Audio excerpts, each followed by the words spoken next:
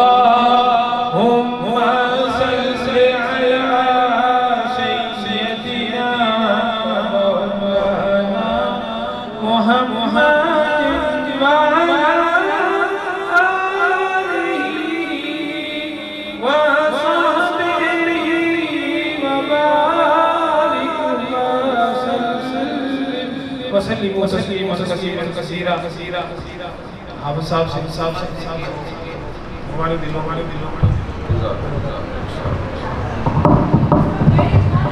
موسم میزبانی جناب الہی صاحب ان کے تمام برادران مرزا الہی صاحب الہی صاحب جناب اعجاز صاحب جناب شاہد صاحب حافظ فراز صاحب اور تمام عائز و اقربا آج حافظ صداقت الہی رحمت اللہ تعالیٰ علیہ کی دوسری موقع پر ہماری مائیں بیٹیاں خواتین حضرات آپ سب شرکت کر رہے ہیں۔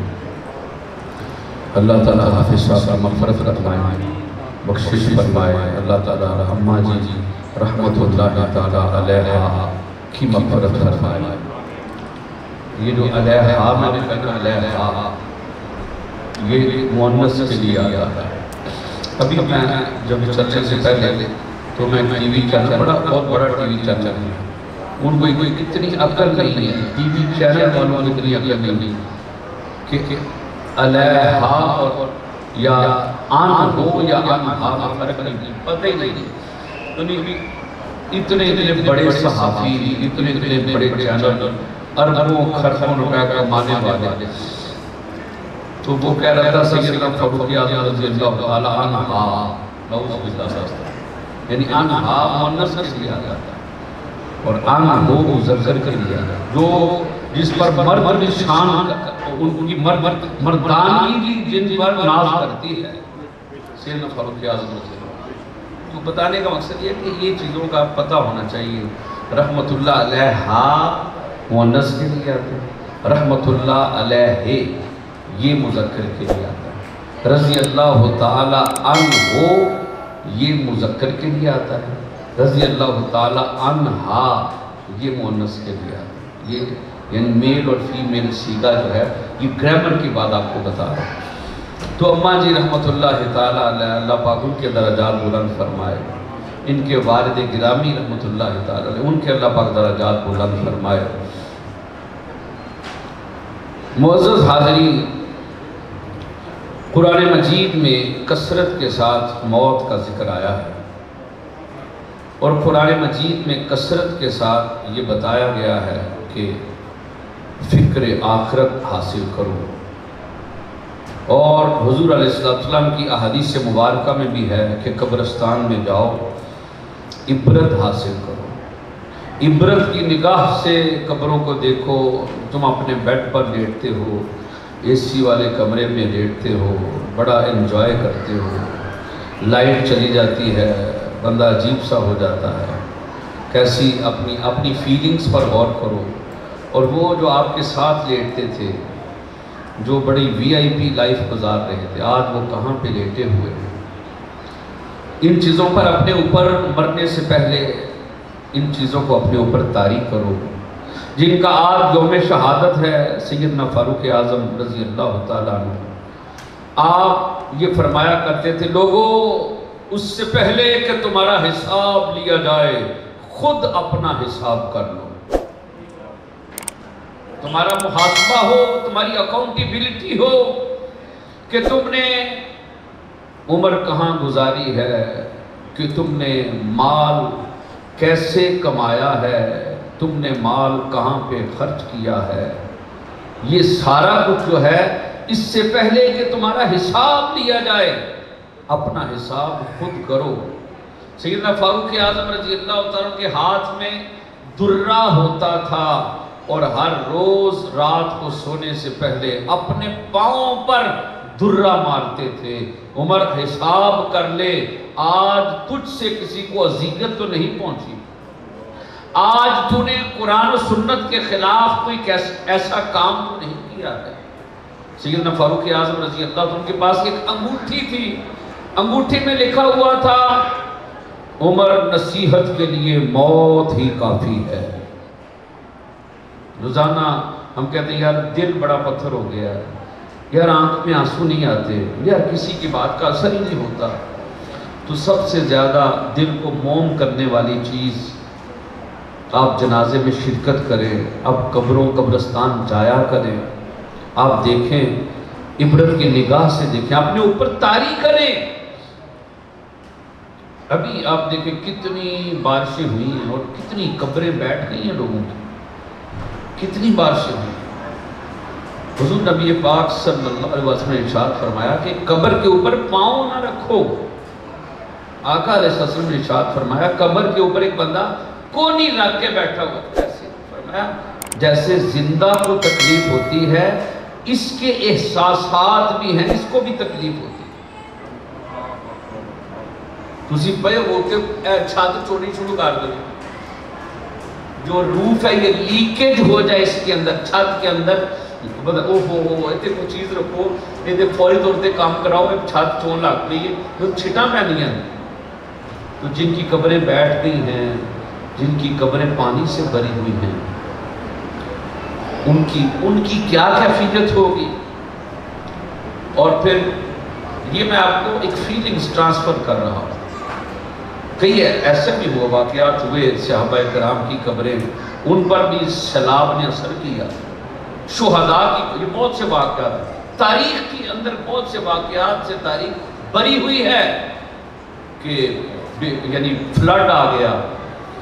سیدنا سلمان فارسی رضی اللہ عنہ کی قبر انور، ان کا جسد اقدس جو تھا وہ ظاہر ہو گیا تھا، اور کئی صحابہ کرام کی قبور، ان کے اجساد مقدسہ ظاہر ہو گئے تھے، پھر دوبارہ جو ہے وہ مٹی ڈالی گئی، دوبارہ جو ہے وہ ریپیرنگ کی گئی۔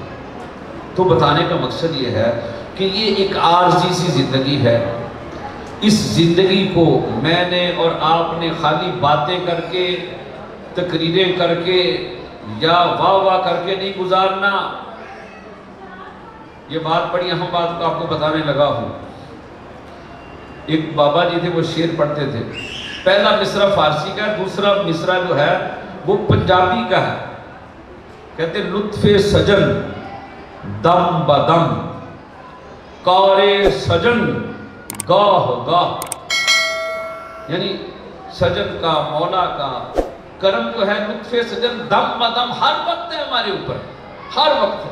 کار سجن گاہ گاہ، سجن کام کہتا ہے کدی کدی، آزمائش میں ڈالتا ہے کبھی کبھی، کبھی کبھی آزمائش آتی ہے، ایسے تو بڑی اب نارمل لائف گزارتے ہیں۔ تو پہلے مصرے میں یہ لطف سجن دم بدم کار سجن گاہ گاہ، انج بھی سجن واہ واہ انج بھی سجن واہ واہ۔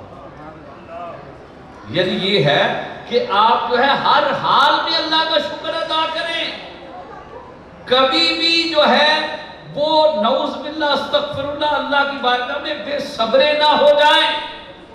یہ جو حافظ شجاعت الہی، جو حافظ صداقت الہی کے چھوٹے بھائی ہیں، اللہ پاک ان کو نظر بد سے محفوظ فرمائے اور ان کے سارے کنبے کی حفاظت فرمائے۔ انہوں نے یہ جو آیتیں پڑھی ہیں بڑی ہی پیاری مقدس آیات ہیں، صبر کے حوالے سے ہے۔ انسان کے اندر بڑے جذبات ہوتے ہیں۔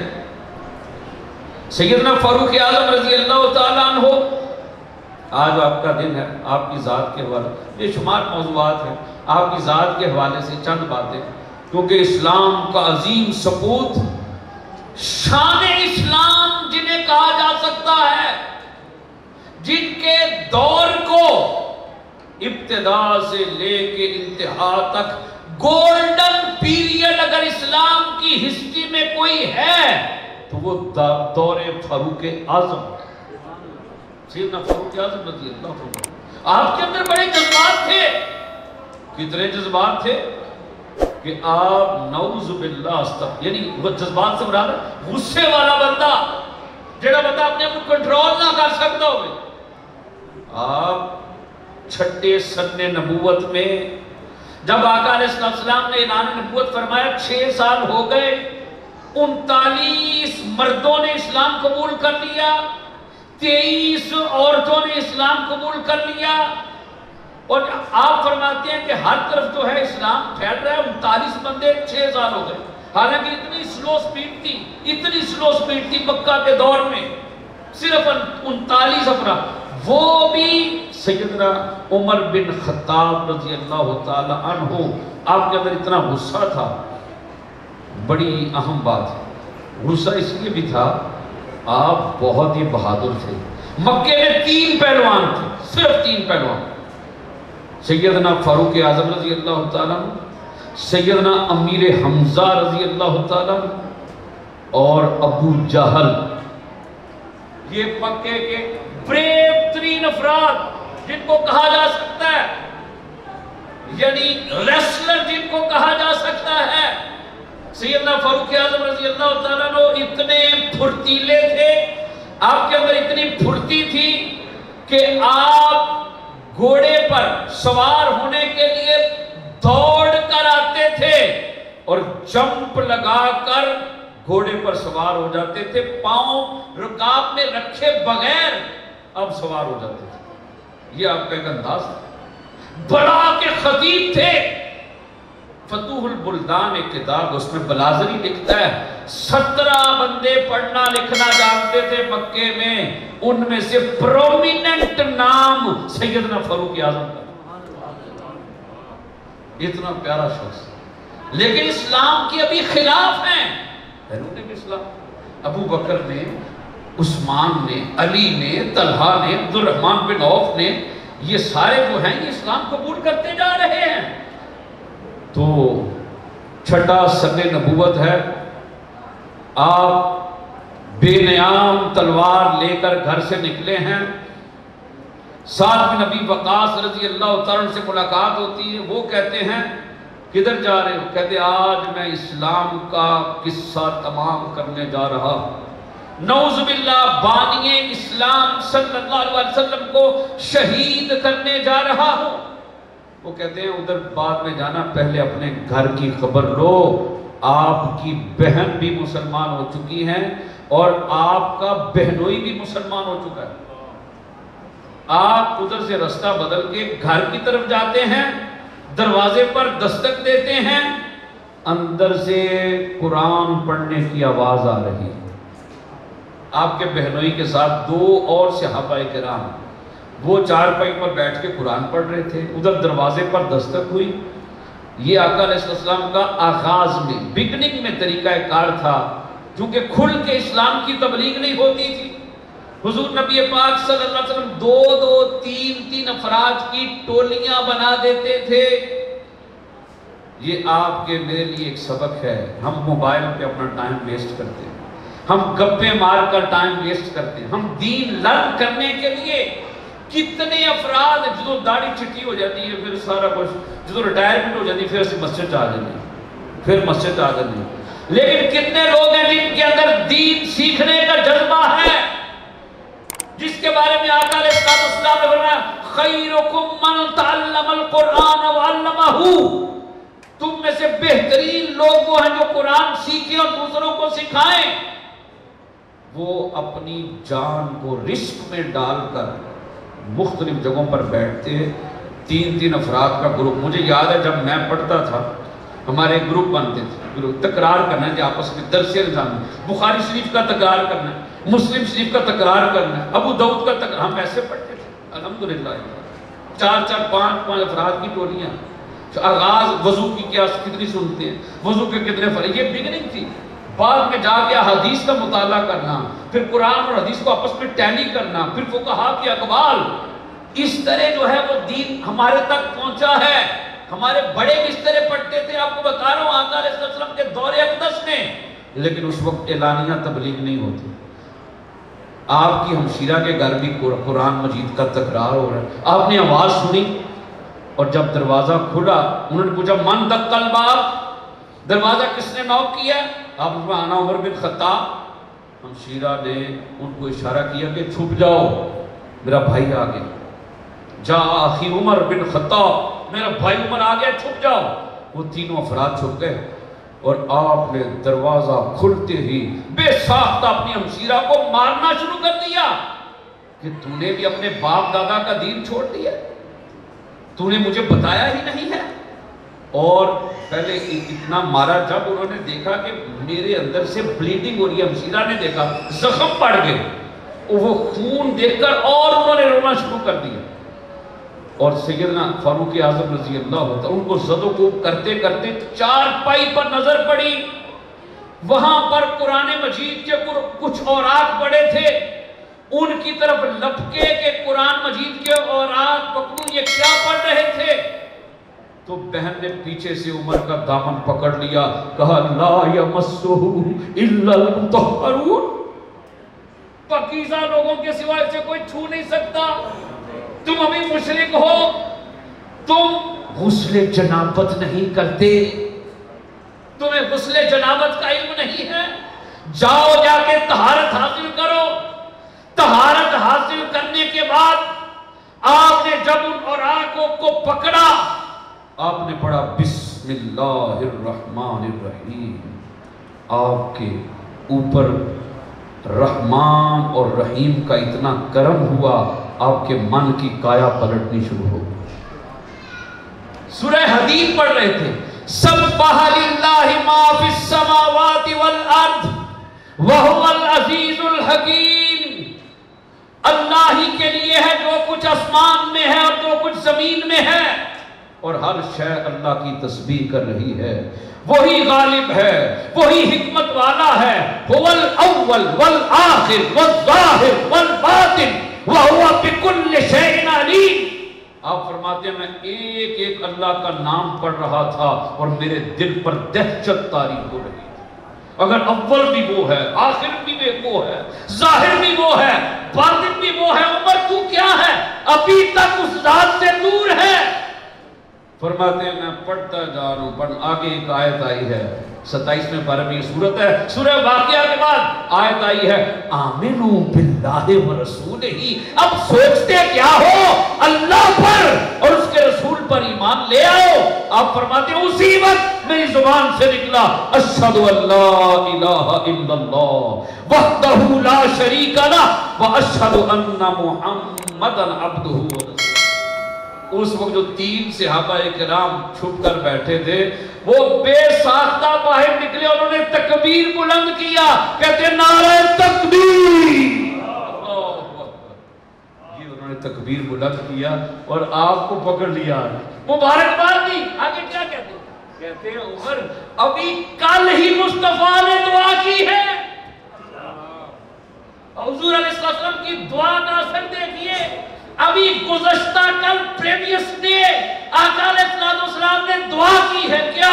اللہم اعز الاسلام بعمر بن خطاب او بعمر بن حشام، اے اللہ اسلام کو غلبہ عطا فرما عمر بن خطاب کے ذریعے یا عمر بن حشام کے ذریعے۔ اور جس طرح سب نے جو بندے خریدے نے ایسے نہیں، اللہ کے نیک بندوں کوئی گروپنگ نہیں کی، کوئی لابنگ نہیں کی، بلکہ اللہ کی بارگاہ میں دعا کی، یا اللہ اے مکے دے بڑے پاورفل بندے رہے، اے نا جو منو ایک دے دے، اور پہلا نام عمر بن خطاب کا لیا ہے۔ وہ صحابہ کرام کہتے ہیں ابھی رات کو حضور نے دعا کی ہے، اگلی صبح یہ کیا ہے؟ حفیظ طائب رحمت اللہ تعالیٰ علیہ بڑے پیارے شاعر تھے، انہوں نے پنجابی میں شعر کہا کہ مصطفیٰ دی دعا دا اثر دیکھیا سر نوا کے کھلوتا عمر میں۔ یہ آقا علیہ السلام کی دعائے مقدسہ کا اثر ہے۔ اب پوچھتے ہیں میرے آقا کدھر ہیں، مجھے بس حضور کے پاس لے جائیں۔ حضور علیہ السلام دار ارقم میں تشریف فرما تھے، دار ارقم میں یہ صحابہ اکرام سیدنا فاروق اعظم کو لا رہے ہیں۔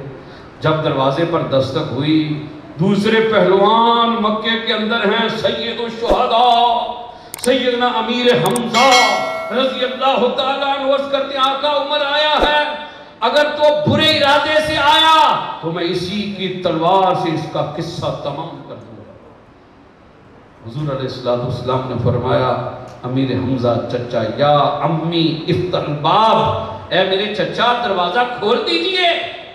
جب دروازہ کھولا سیدنا فاروق اعظم رضی اللہ تعالیٰ حضور علیہ السلام کی طرف لپکے، آقا علیہ السلام نے عمر کے دونوں کندھوں پر ہاتھ مبارک رکھے، عمر تھر تھر کانپ رہے ہیں، عرض کرتے ہیں آقا میں قدموں میں گرنے کے لیے، غلامی قبول کرنے کے لیے اور دائرہ اسلام میں داخل ہونے کے لیے آیا ہوں۔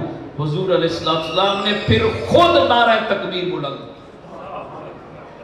نعرہ تکبیر،